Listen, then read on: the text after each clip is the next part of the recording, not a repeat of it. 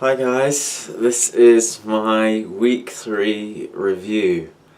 Um, so this week, this week has been a toughie, a real toughie. I'm actually filming this on Monday, which is next week. I have been, in terms of videos that I put up for the week that I'm doing this review for, I only in the end actually put up 4 videos. The reason for that was just life outside of approaching. It got tough. So I'll talk about that in a minute, but let's get to what I learned. So what did I learn? So I learned that approaching people indoors requires a different set of tactics than outdoors. So I think at the moment my outdoors stuff, the stuff that I've learned and the techniques that I've been practicing, I think at this point that's working quite well. I'm able to stop people consistently now. I'm able to start up conversations. That's going pretty well. What isn't going well, what I discovered last week, while I was trying to get out there and get stuff done and do my approaches, was that going out and being indoors, and a lot of people were talking about this with me actually before I started doing it and telling me that they were struggling. So I mean, last week was really about that. It was about doing the indoors approaching, and I started off going to the supermarket and quickly discovered that what I was doing outdoors didn't work indoors, and that I needed a totally different strategy. So I got blown out quite a bit. I tried going indirect, like talking about the environment. That worked occasionally. I had someone show me how to do it, which basically showed me that it wasn't so much about the environment, or it didn't have to be, it's more about being interesting. And then I went and finished up those 4 days doing the coffee shop approach, which was basically just that. I mean, I sat in a coffee shop, found someone that I wanted to talk to, and then just went up and talked to them. And I think crucially I kept it light. It was kind of, I introduced myself light and gave them plenty of opportunity to say no if they didn't want to speak to me, and that ended up doing the job. So I feel like I still have a long way to go on indoor approaching, and it's something that I want to work on, but I don't want to talk about that yet. Yes. So I learned that even if, this is a bit crazy, even if you go outside and you get really good at approaching, and you like slam down all of your fears, and you just like, yeah, I've worked this out.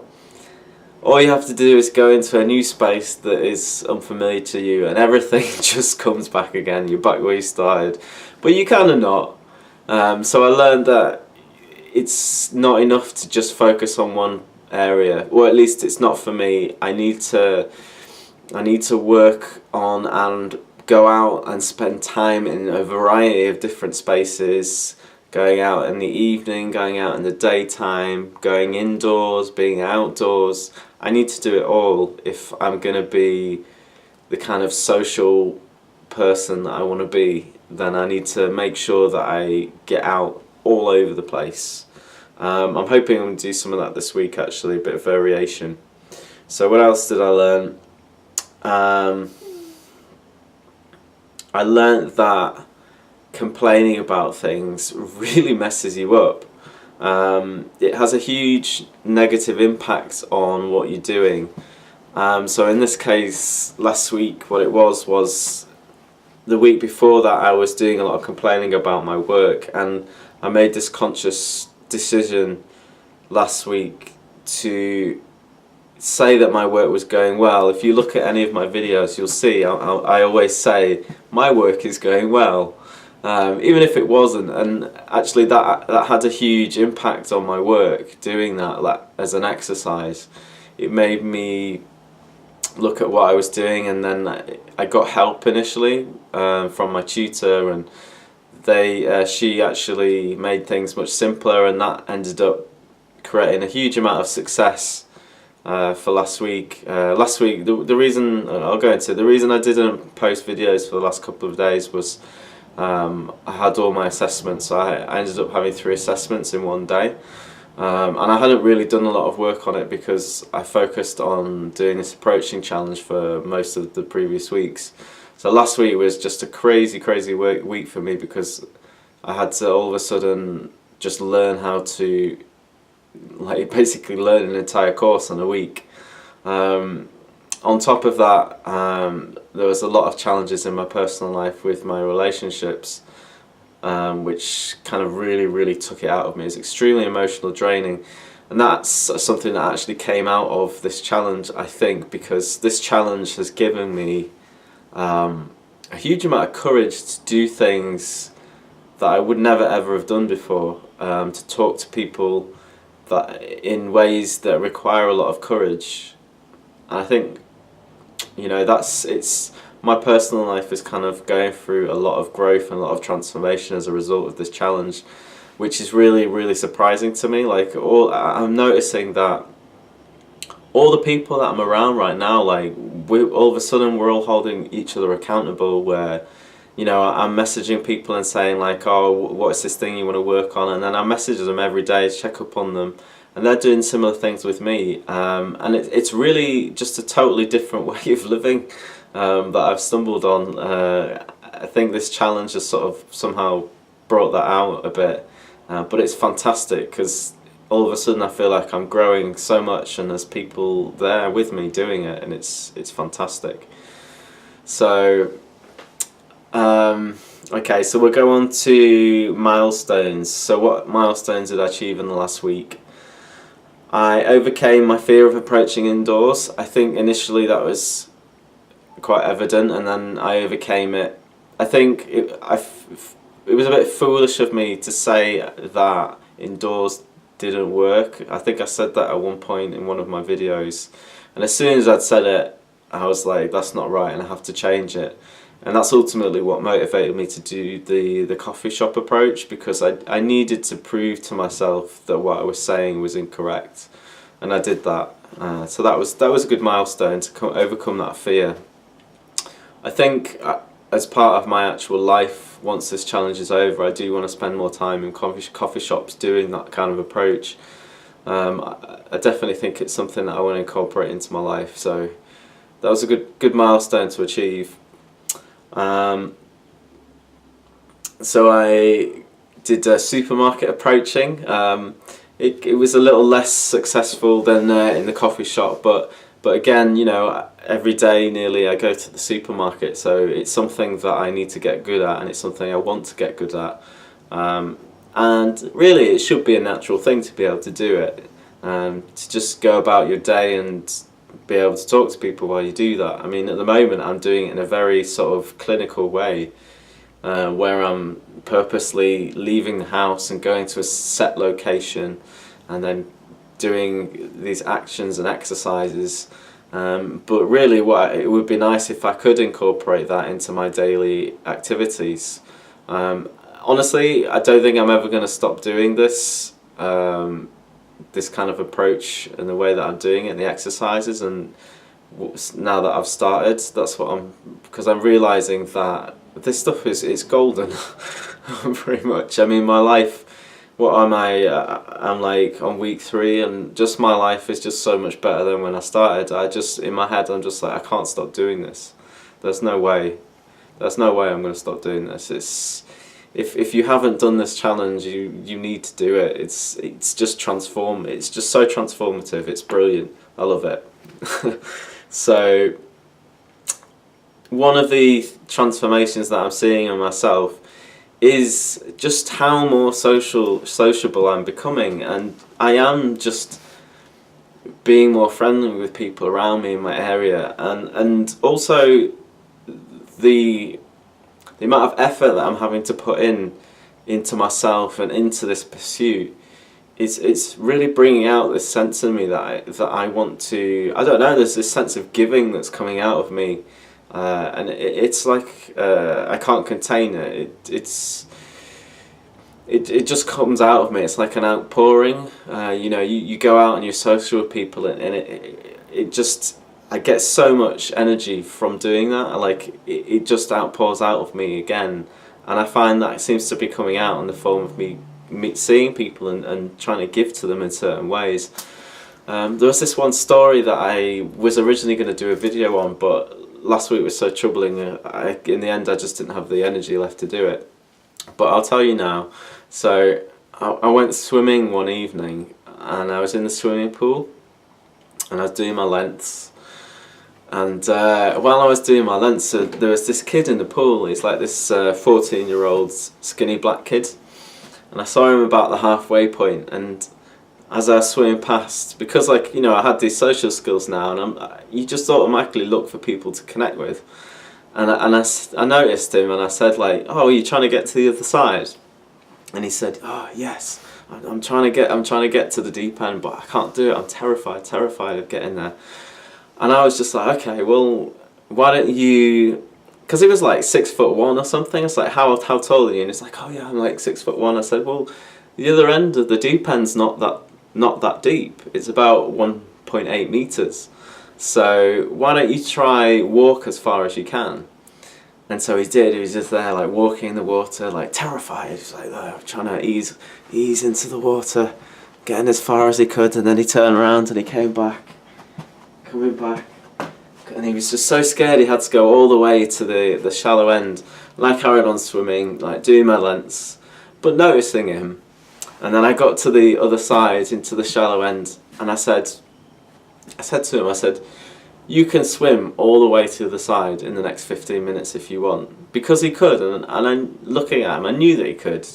I knew that he could do it. It was just his fear that was holding him back.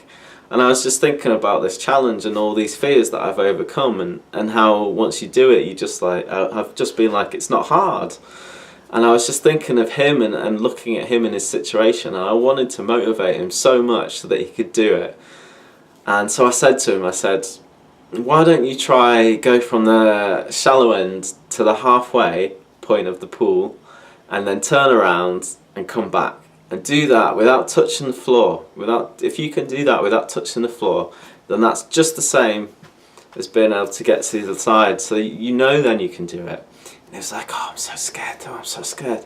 So off he went. He was there swimming up to the middle of the pool. Got to the middle of the pool. He turned around slowly, and he came back. And he says, "I don't know if my feet touched the floor."